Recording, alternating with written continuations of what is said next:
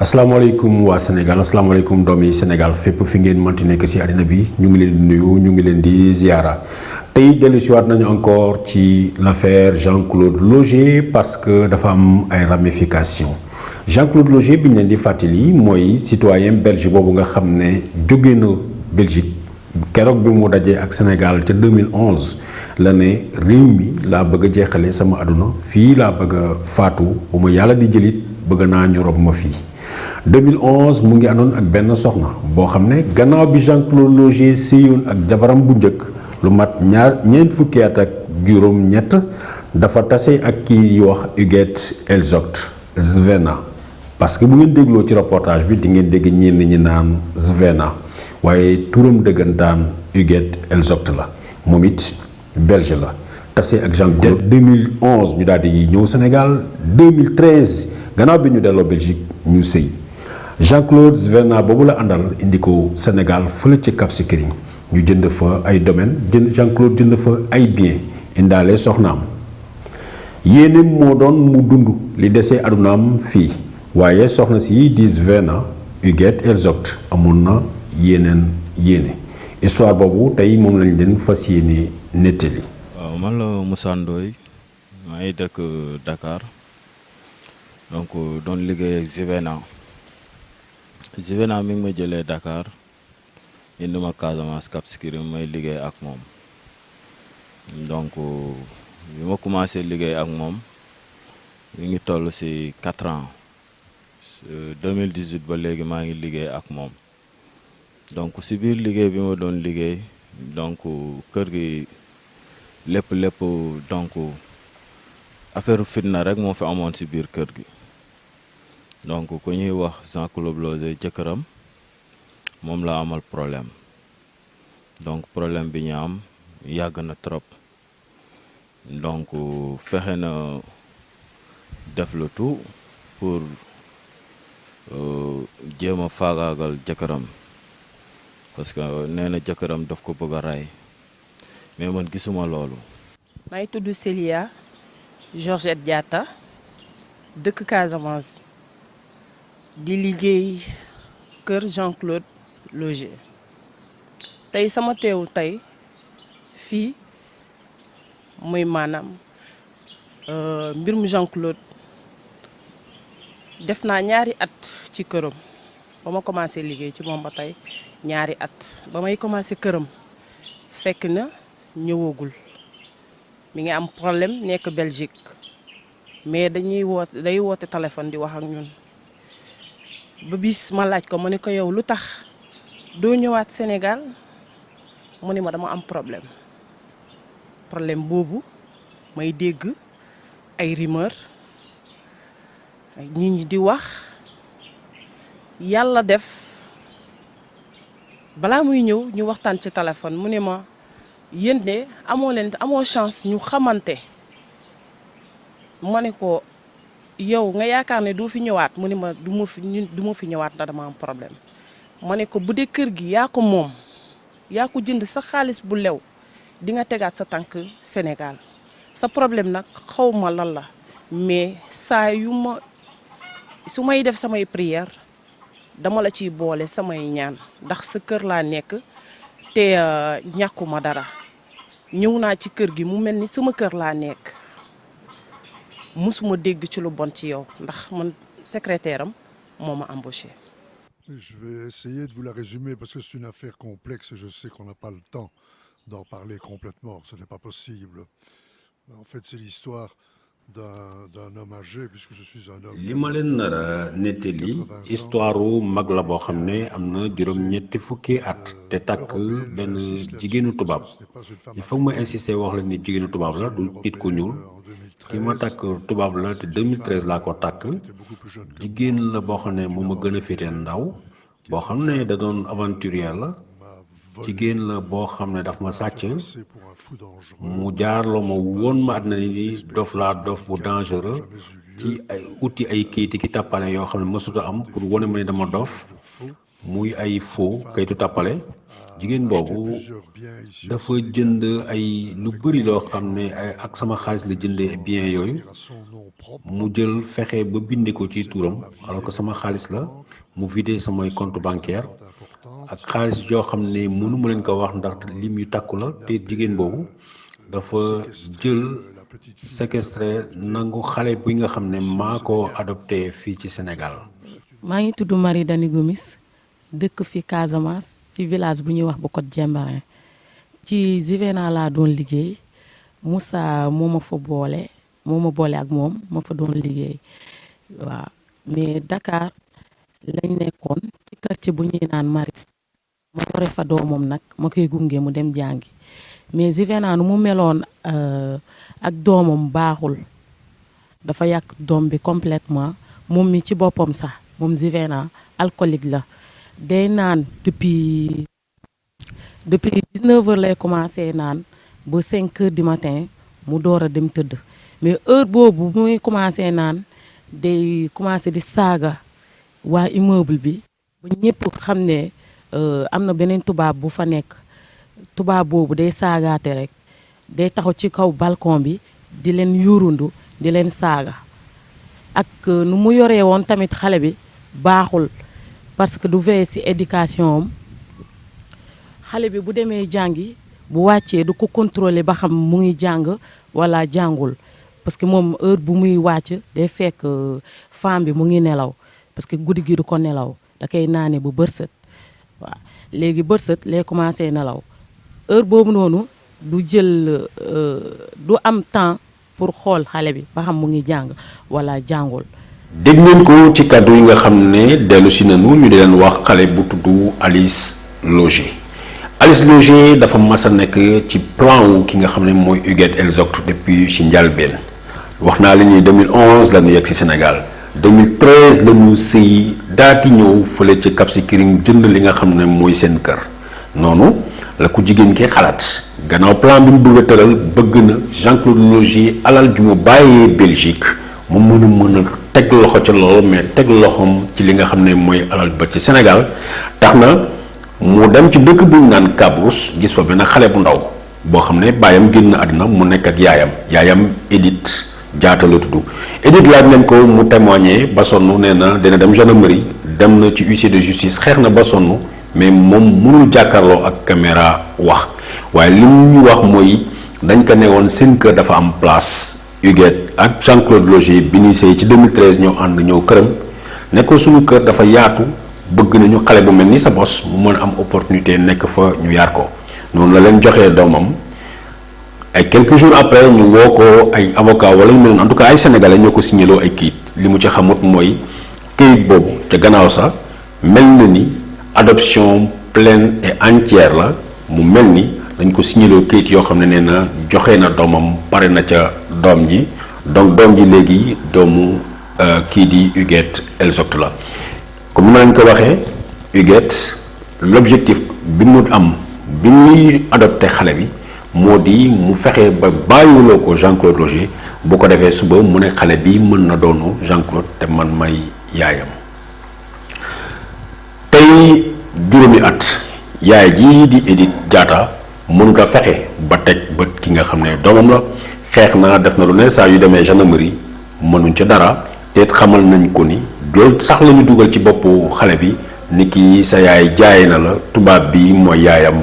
désormais xale boobu nag pour pension alimentaire xale boobu le tribunal bu Oussouye exigé ki nga xam ne mooy Jean-Claude Logé pour mu fay 5500 euros ci njëlbéen bi commencé woon naka fay ba si yàgg mu ne dootu ko fayati ñu xamal ko ni bu ko fayulee tribunal da koy jàpp dañ koy dugal ci kaso bi. voilà daf ma doon expliquer ne ma Jean-Claude Logé criminel la baaxul paa bi moo ko bëggoon a rey waaw moo leen abandonné moom ak doomam bu ñuy naan Alice Logé. Article 224 du code de la famille moom nag dafa joxe ñett possibilité pour ñi nga xam ne ñoom ñoo bëgg adopter bi ci nekk nag mooy na nga war a nekk couple bu marié bi ci topp mooy na ngeen a war a dund lu tolloog juróomi at wala lu ko ëpp. beneen bu mujj bi nag moom moo di warul leen def li ñuy naan séparation de corps maanaam dund séparément. moom kii nag nga xam ne moom moo di Jean Claude mu ngi dem le 16 mai te ki nga xam ne nag moom moo di soxnaam nag mu ngi am adoption bi août 2016 loolu léegi nag ci firnaal que ni adoption amul foofu parce que ku ne xam ne ni article 224 du code de la famille dafa ne boo bëggee adopter séparation de corps warula am foofu. noonu la Jean-Claude Loger dawee dem Belgique ñëpp ñu wër dossier bi xamal ko ni waratul dellu si waat Sénégal parce que bu dellu see Sénégal tant que fayul pension alimentaire yoo xam ne weer bu ne day tegaloo weer bi 5500 euros weer bu ci teg bu day nekk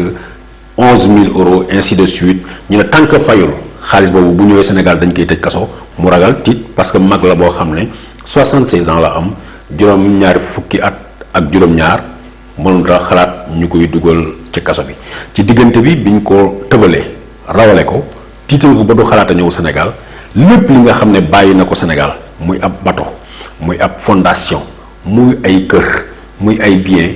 Huguette Elzoct libre di jël benn par benn di jaay di ko faj soxlaam te di ci entretenir ñi nga xam ne ñooy ay complice am ak i ay xaritam. jigéen la lu histoire la boo xam ne bu gudd la boo xam ne dafa garaaw suma benn xarit boo xam ne Babacar Touré la tudd moom ma dimbali pour ma dellu si Sénégal ndaxte gëmla woon nañ ma ni mënu moon dellu si Sénégal ndax nangu ma fay benn pension alimentaire boo xam ne pension alimentaire bu dof boo xam ne 5500 euros la muy man ni 4 millions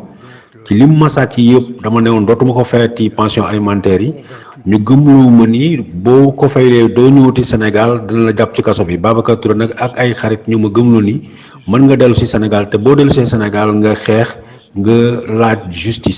justice bi nga xam ne mënoo ko fexe ba am ko ci tribunal yu Ziguinchor tribunal yu Casamance boo ñëwee Dakar di nga ko mën a am moo tax bi ma ñëwee dossier baa ngi Dakar ñu ngi ci tàmbali di ci liggéey sérieusement tey am naa yaakaar ni dinañu mën a jàpp ku jigéen kii dinañu mën a nangu lépp li nga xam ne sàcc na ma ko dinañu fexe ba sauver xale bi nga xam ne mu ngi ci loxoom ndaxte du lu baax ndax ma mën a nangu li nga xam ne samay kër la ak samay terrain bi nga xam ne teg na ci loxoom ànd ak ñi ko jàppale lii moo di sama histoire waaye dama leen di wax ni du moom rek dafa am ay complices yu bëri am na ay complicité partout ay ñi ko jàppale te bokk ni kenn koo xam ne mu ngi fii Sénégal daw dem Belgique am na ay complices ñi nga xam ne ñoo ko jàppale ci justice Casamance ak Ziguinchor am na ay complices ñi ko jàppale fële ci CBAO mi nga xam ne banque bu mag la bi nga xam ne fexe na ba loo xam ne sama alal la mu jàllale ko mu sàcc ko sans que waa banque bi ñu informé ma moo tax nag ñuy war a mën a xalaat ni nan la ñu mën a yegg si fii ñu yegg si li ma leen mën a wax mooy ba ma ko bàyyiwuloon xel li ma leen mën a wax mooy dama bëggoon mbëggeel boo xam ne xaw ma fu ñu koy nattu si jigéen boobu booba maa ngi am juróom-ñaar fukki at ak juróom foogoon naa ni mën naa dund bu bees ak jigéen bu ndaw boo xam ne bëggoon naa ko mbëggeel boo xam ne kenn mënu leen ko natt waaye nekkee moom aventurier la te it reykatu nit la lii mooy histoire bi te histoire boobu nag moo tax ma dellu si waat Sénégal pour ma xeex nangu lépp li nga xam ne moom la jëlee woon ci man. est-ce que mën nga ñu nettali fan la lépp commencé histoire bi mu ngi commencé 2011 ba 2011 dañu ñëwoon passé ay vacances fii ci club méditerranéen bu Cap Skirring booba mu fexe jàpp ba ma taqaliko ak sama jabar bi njëkk bi nga xam ne mooy du nit ku bon sax waaye dañu ñëwoon 48 ans ñeent fukki at ak juróom-ñett ñu sëy waaye finalement dañu mujjee taqaliko ci phase boobu la ma fexe mu fexe ba ma ñu ànd ak moom ñu ñëw vacances fii ci club méditerranéen bu Cap Skirring mu gëmlu ma ni dañu war a ñëw dëkk fii Casamance parce que man sama bopp dama gis place bi moo ma gënal fépp fu mu mës a dem ci àddina bi boobu la lépp commencé 2011 J'ai vécu avec elle pendant 2 ans. ma dund ak moom lu mat ñaari at fekk séyuñu En 2013, ba 2013 je me suis août 2013 ñu daal di sëy en Belgique. fële ca Belgique nag la ñu sëyee Nous avons décidé de venir vivre au ñu daal di décider ni dañuy ñëw Sénégal ñëw dund fii jusqu'en 2016. waaye li ma leen mën a wax de 2013 la ñu sëy ba 2016 ñetti at la ñu dund parce que mai 2016 la dama jéem a raylu mai 2016 gannaaw bi nu opéré Jean-Claude Loger fële nga xam ne mooy clinique La Madeleine soxnaam dafa jege médecin cardiologue bi nga xam ne moo opéré woon Jean-Claude mu ni ko sama borom kër ne nga wér na waaye vraiment xalaat ni dafa dof kii di Farid Godzayel xamal leen ni Kéwoulo ni moom li mu ko wax mooy lii ma gis ci waa ji amul lenn benn boo xam ne ay signe de folie la te it man duma spécialiste ci affaire dof naka noonu la ko jox numéro kenn koo xam ne lépp li jëm ci xel ak i bopp moo di xam-xamam ci la màcc mu di Léopold Gaston Boissy Léopold Gaston Boissy mooy médecin chef bu service psychiatrique bu hôpital bu Thiaroye docteur Boissy boobu moo recevoir ki nga xam ne mooy Huguette Elzoct xaatimal ko ab këyit buy wane ni jëkkër ji wérut afam feebaru xel te da koy déconseillé pour mu tukki Huguette këyit boobu la soxla woon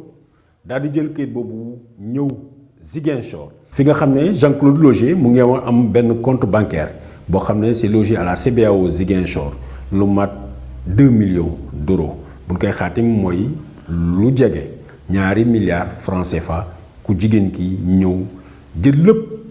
jëlee ko ci compte bi teg ko ci yeneen compte yoo xam ne Jean-Claude yëgu ko mais complot bi yemu fa parce que gannaaw bi mu yoree kayitu dof bi dafa woo kenn ku tudd Hugues Losberg benn xale congolais boo xam ne mu ngeen ñoom seen kër foofu ca Bukot ci kër Jean-Claude. je vais nam oo ma mu ne ma non il faut que nga dem ut ay gaynde ay ponkal gars pour ñu jàpp kii Jean-Claude ñu neutraliser ko après moom day dem gis kii benn docteur foofu day indi kii après day ñëw ak certificat comme quoi Jean-Claude dafa dof quoi léegi ma ne ko ok kon après ma ne ko man kan naa ko def quoi naa dem ki jël gars yi pour ñu tëj Jean-Claude pour ñu kii après yow boo ñëwee rek na ko gis man kan def naa ko quoi après ma egg fa ma ne Jean-Claude yow fi ne boo fi toogee da ngay dem ci kii si hôpital doo fri quoi après doo mën a génn si moom gémmul ma sax mu ne ma non waaw gémmul mu ne ma moom maa ngi caan quoi après je vais nam ooma ma def haut-parleur après Jean mu dëgg yëpp après bu dëgg rek après mu ko fekk mu ngi si danger léegi mu dem jël passeport gi si néeg ba mais gisu passeport sa passeport dafa réer quoi dafa réer mais ma ne ko non amul benn problème ñu dem rek il faut que ma denc la benn place comme ça après man naa ut solution pour nga dem ci ambassade Belgique Sénégal quoi ou ça da nga dem fu la neex mais il faut nga ma denc la quoi waaw affaire bi noonu la demoon quoi après man ka si ngoon si dama ñëwoon gis sama papa ma ne ko non yow kay affaire bi tu te trompes quoi. est-ce que mu xam nga depuis kañ ñoom la ñu waxtaan la ñu amoon seen projet pour jël Jean-Claude yóbbu ko ci hôpitalu dof yi. loolu xaw ma mais lu ma xam moo ne que Jean-Claude dafa demoon ak Zvena ak Alice ak Alice moo nekk doom adoptif bi quoi ñoo demoon fële Dakar pour vacances léegi après Zvena mu nekk si Dakar elle reste là-bas après Jean-Claude moo ñibbi ak Alice comprendre nga après affaire boobu moom Zvena moo commencé wax nag sama baay que non Jean-Claude dafa doof kii kanam di après di ma non moom il faut que je vais Jean-Claude mu dem si hôpital pour mu dire ay médicaments pour mu nekk tranquille quoi. Jean-Claude Loger rëcc na ci projet bi nga xam ne moom la ko jigéen ki tëraloon ànd ak médecin yi muy Farid Godzayel waaye it ki nga xam ne mooy Léopold Gaston Boissy pour dugal ko ci hôpitalu dof yi gannaaw sa bu mu dawee dem fi nga xam ne mooy dëkkam ca Belgique la intenté benn procédure de divorce pour mu taqalikoo ak ki nga xam ne mooy ku jigéen ki waaye lu yéeme foofu lay amee parce que tribunal bu Oussouye bi nga xam ne ñoom foofu la ñu dépendre bi mu rendre verdict bi nangu na ñaar ñii ñu taqalikoo waaye dafa condamné ki nga xam ne mooy Jean-Claude Logier nekkoon na fay 5500 euros pension alimentaire dégg ngeen ko bu baax 5500 euros pension alimentaire mu di 4 millions de francs CFA kenn mësul dégg genre verdict bu mel ni Sénégal gën kaa bare pension alimentaire ak lu waaye am alal bu ko naree fay jabaram te ñuy tàqalikoo ci pension alimentaire mosuta weesu 250 000 mais baax na ñu def taxaw seetlu ci li nga xam ne mooy pension alimentaire lan la loi wax ci pension alimentaire loi dafa ne pension alimentaire dañ ko war a fay njaboot bi nga xam ne moo juddu ci diggante ñaari way dencante yi nga xam ne dañu bëgg a tàqalikoo pour que ku jigéen ki wala ku góor ki nga xam ne moo war a garder xale bi mu mën a am lu mu dundalee xale yi seen entretien moo tax ñuy laaj pension alimentaire waaye li jëm ci diggante Jean-Claude Logier ak Huguette Elzoct benn xale juddu fa amuñu doom te it ñetti at dong la seen sëy yàgg. donc moom li mu doon wax dafa doon wax Jean-Claude Logier criminel la daf ko bëgg a rey donc yooyu te man gisuma loolu parce que Jean-Claude Logier xam naa ko bu baax bu daan ñëw si kër ga da daan ñëw ak tey pour ñëw pour seet si doomam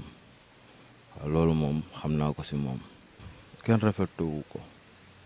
parce que man moom sama xol moo fees parce que ki ma nekkal la donc dafa yor ay xaj yoo xam ne ay pitbull la xam la ko jëndee Afrique du Sud ñu koy jëndee 2 millions pour kan Jean-Claude Logier à chaque fois su ma toogee def naa ma Jean-Claude Logier donc bu ñëwee si kër gi bàyyil xaj yi xam nga ñu màtt ko xam nga ma ne ko loolu du ma ko def parce que Jean-Claude Logier defuma loo xam ne war na mën a ñëw pour si kër gi pour seet si doomam may bàyyi ay xaj puis ay 4 xaj yoo xam ne ay pitbull la ma koy bàyyi ñu koy màtt donc loolu du ma ko def xaj yi man maa ko doon yar depuis bi ñu nekkee xale ba nit ñi nekkee mag mais li ma si gën a métti mooy que xaj yi daf ko préparé pour Jean-Claude Logier mais xaj yi dañu mujjee wëlbatiku di matt xale yi nga xam ne ñoo nekk si village bi xaj bi ñaata nit la matt bari na te moom poosam la yaakaar donc ku si xaj bi matt mu woo ma ne ma donc jéem a la waxtaan ak moom comme ça mu bañ a dem si yoon ak yooyu di jëkkati xaalis xam nga di ko neexal nit ñi man mii di wax ak yow xaj bi matt na ma matt bu métti te jour boobu moom moo taxaw mu ne xaj bi na ma attaqué. bon maa ngi tudd Lamine Diatta man maay infirmier chef de poste bu Côte Olof. victime yi yu xaj yu Esbana yi mat ñoom yëpp man maa leen suivre voilà donc depuis Marie Fall ba ci beneen boy town bi kooku laa fàtte turam man maa leen suivre ñoom yëpp parce que je nekkumoon présent bu leen xaj yi di mat waaye si nu mu tudd blessure yi bu muy bees man maa fekkee man maa leen jël en charge donc avec la complicité bu vétérinaire bi man maa leen jëlal en charge yëpp maa leen faj ba bu ñu tanee nii. waaw ba bés bu ma gën a marqué moom mooy bés Saliou Diédhiou booy bi benn jour dama daan pêche plage sama benn frère entrepreneur moo ma oon lui ne ma li ma jàpp rek naa ñëw parce que y a un blessé grave ici. un blessé grave bon je me doutais xaw moon lan la ma jël sama moto daw si en vitesse vers Amigo ma fekk booy bi gàlleem il saignait un peu partout dégg nga dafa daan nàcc fu ne ma laaj leen ñu ne may xaj ñoo ko mat ma daal di leen ne est-ce que du xaj femme boobu ñu ne ma si man leen voilà deuxième victime dégg ma ñëw xool booy bi bopp bi ba ci ginnaaw gi ba zone yi lépp c'était des morsures ma ne ko booy yow da nga rëcc mais yow naroon nga dee parce que lii bu doon xajala ko def kon xaj bi tuutiwul ci la ma ne si xaj yi dafa daan wàcc oto bi rek xaj yi song ko xam nga sëkkatoo ko ba maçon yi fa nekkoon à côté ñoom ñoo ko ñëw jàppale dégg nga donc ci laa ko def premiers soins yi foofu Gàlleem femme bi loué auto ñu yóbbu ñu ba pharmacie ba ma defal ko première kii traitement yi foofu femme bi fay lépp après ma envoyé booy bi fële ci vétérinaire bi donc bu mu demee ci vétérinaire bi tamit vétérinaire bi bindal ko kayit wonee ni attesté ni tamit gis na blessure yi ba pare ci laa ko doog a conseillé ne voilà il faut que le médecin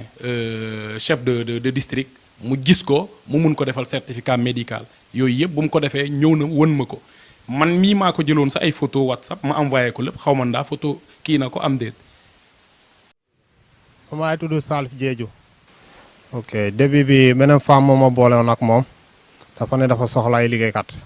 léegi bu ma waxee après mu ne ma util keneen comme ça ñu mun a nekk ñun 3 léegi ma ne ko waa baax na mais instant ñaar laa mun a liggante si kii boobu noonu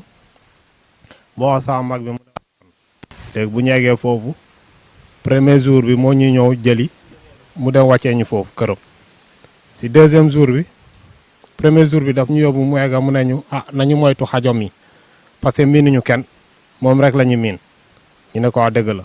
comme liggéey nga ñu sant ñun fu ñu sant foofu la ñuy yem waaw après ça ñi liggéey dara amul si lendemain bi ñi ñëwaat ñi liggéey dara amul troisième jour bi sama mag bi ne day démissionné parce que mi ngi gardé parce que mënul continuer noonu mu jox ko xaalisam waaw léegi après ñun ñu continuer si samedi bi ñi ñëw ñu liggéey dara amul 5 jours la 5e jour bi la action bi am daf ñu egg mu ne dafa am foofu ay gan ñu fa nekk fekkee bunt bi moom daf ñu ko doon ne sama xarit bi gis xaj yi mu ne ko ñu ngi ñëw mu ne déedéet xaj yi nag ñu di ñëw muy reetaan waaw muy ree rek moom el que mu ne mu taxawal xaj yi moom muy ree léegi kooku ne ko baax na xaj yi bu ñu ko dakkee rek jotuñu ko kooku yëg si oto bi balaa mu yëg si oto bi ba ñëw mi sa dafa dóor oto bi xaw ma daal ba ñëw mi dañu waddu xaw ma mais heure boobu noonu après man fekkee maay lakkatu nii après bu ñu ma gisee rek ñu ñëw sama wet ma songu leen parce que xam naa ne su ma leen bàyyi ginnaaw moment boobu noonu du baax parce que ay xaj ñetti xaj lay mag lañu ma songu leen tam ma attaqué leen bu ñu ma attaqué ñu bëgg a ma kii rek ma sandi beneen bi mu daanu après ma daal di tourné bu may ñëw beneen bi ñu bumax ma daanu ñu commencé ma matt ñuy taxaw ñi ne non dëjee kenn ñemewul ñëw sauvé ma ay foofu ñetti xaj yi yëpp ñoo ma doon songu ñi bëgg a matt kanam bi ma ne fii su may caaxaan xam naa sama bakken naa si ñàkk ma jox leen loxo bi laa leen jox ñu matt ko buñ ko mattee ñetti xaj yëpp ñu matt ko rek ma yuuxu bu ma yuuxuwee rek am na maçon yi doon kuule ñi dégg ñu ne am na lu xew xam naa am na lu xew fii après boobu laa jógee ak métiat boobu noonu parce que bu ñu doon moment bu ñu doon matt loxo bi ma jógaale waaw ma dóoraale leen beneen loxo bi góos bi après léegi ma daw si ba seen wet ñi doog a ubbi seen yaal ñu jàpp xaj yi bu ñu ko jàppee après beneen bu mag bi jàpp ñu ko mu topp ma parce que heure boobu maa yëg douleur bi sama loxo bu ñu ma doon dàkk noonu di may dàkk noonu après ma tourné at encore xaj yi rëccaat encore si ñoom mu xoos beneen moromam bi tubaab bi nii muy tudd Yannick mu xoos ko nii si tànk bi nii moom mu ne xam naa dafa déranger xam ma lan parce que xaj yi dañu am doole léegi moment boobu noonu après ma ñëw ma dawaat ni ma gën si bunt bi après moment boobu sama loolu dama pertivé sax xaw ma nekk ma di gis après ñi doon kuule ñu daw si ñëw jàppale ma bu ñu ma jàppale loon xam naa moment boobu noonu xam naa dinaa doon dee parce que moment boobu gën a siiw nañu si biti sax te mënuñu leen ñoom sax seen bopp mënuñu maîtriser xaj yi. bon li ma wóor ba wóor moom mooy Salif parmi ñooñu yëpp Salif defoon na certificat médical ba mu wën ma ko ma ne ko voilà fii nga ko nar a dugal mooy gendarmerie ba après ñoom ñi topp affaire yi waaye lenn bul fexe mukk ba femme bi jox la dara ci suuf pour wax ji noppi dégg nga parce que def nga presque 1 mois yaa ngi faju te liggéeyoo donc bul nangu mukk boo ko defee moom affaire bi dina daanuwaat sa kaw ci la ma ne d'accord dégg naa ko te xaaruma dara ci xaalis boobu. léegi affaire boobu noonu. poursuite justice bi. ñu mujjee ndax Salif mujjee na topp femme bi ba jusqu'au bout. Salif lu mu defoon moom mooy mu yóbboon kayit yi à la gendarmerie mu porté plainte won leen ni xaju femme bi moo ma def nii mais affaire bi amutoon suite wax dëgg yàlla ba mi ngi nii ñu ngi dugg 2022 dégguma ci dara donc loolu moo may wone ni kon affaire bi amul benn suite voilà. tey jii bu ñu la compter yow ñaata victime nga jéem a recevoir fii ci sa district de santé. bon recevoir naa mun naa ne 4 benn jigéen 3 benn jigéen ak ñoom ñi ak ñaar góor waaw benn booy town bi moo mujj moo booy bi tamit newoon na dina def benn poursuite léegi xaw ma suite am. te ñoom ñëpp après ñëwuñu pour wax la ni dossier bi nii la mujjee. non ñoom yëpp orienté naa leen fi ma la nar a orienté ak traitement yi ñi jël traitement yi nar a dir parce que ay bakken ñoo nekk en vie xaw moon ndax xaj yi am nañu kii parce que loolu c'est le vétérinaire moo ko nar a confirmer que xam amoon nañ kayit te que ñi risqué wuñu am rage wala leneen voilà donc dégguma ci suite kenn ñëwul Salif rek moo ñëw wax ma mais la première je sais que elle n'a pas porté plainte moom femme bi xam naa xaw ma nu ñu def foofu mais kooku tamit peut-être ngeen dégg version mais aw ma ci woon suite. donc ñoom li ñuy wax ci Jean-Claude Lozé gisuma ci dara amu ci te moom day jël xale bi ñuy wax Alice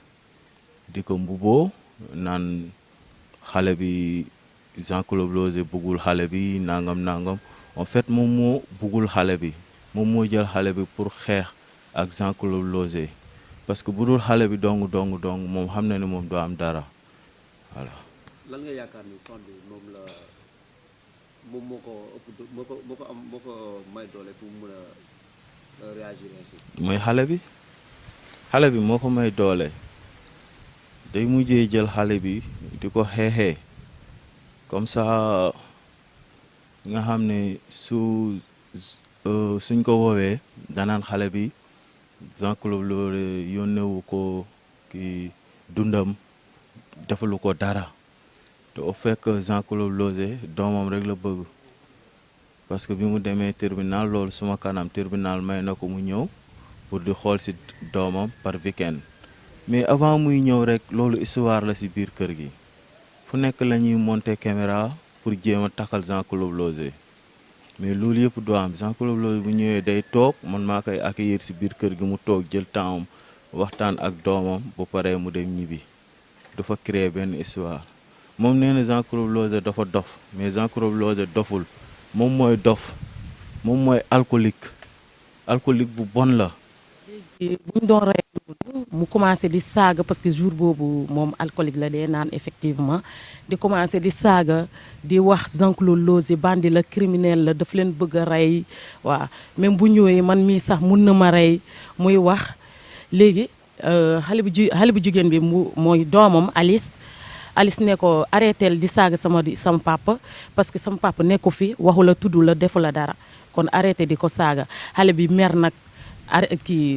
dugg ci néegam reeru jour boobu ma dem di ko fëgg di ko neexal ubbiwul buntu bi après le lendemain bu ma demee di ko gungee dem jàngi si la ma doon expliquer ci yoon bi ne ma papam dafa baax papam abandonné wu leen daf ko bëgg moom dafa bëgg papam parce que boo gisee fu mu def seen photo yi fu mu leen kii si mur bi photo papam la si gën a def que photo yaayam yi photo papam moo si gën a bëri que photo yaayam yi